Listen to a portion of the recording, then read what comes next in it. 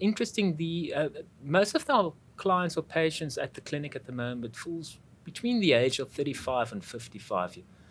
And I'm amazed that almost all of them test badly on balance. Thinking about balance in a relative young age, I mean, if you don't do anything about the balance, that probably won't get better.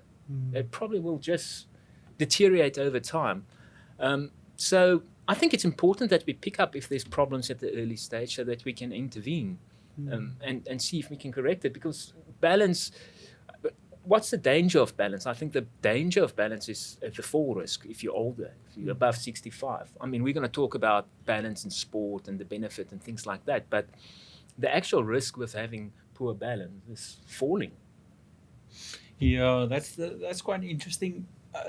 Maybe I think we must ask Hannes, how do you test people? I mean, we have a 10-second test that we do, but what would be your first look if we send someone to you and we think there's a balance issue? What how would you test someone?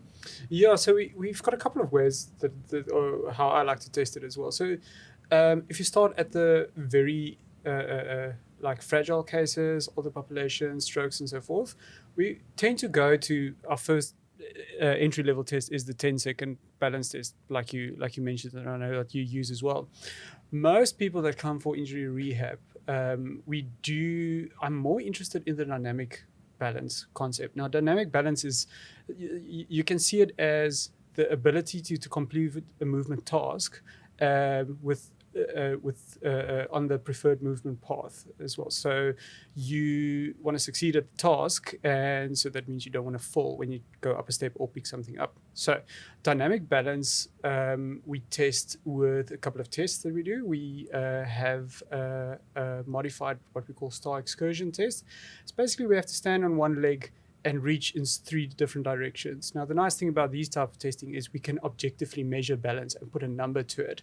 So this helps us to see, is there a difference between left and right leg? If there's an injury or a risk of injury or a performance issue. But also it gives us a foundation from which to retest and to see, is our interventions succeeding and or not. So dynamic testing is I think my preferred go-to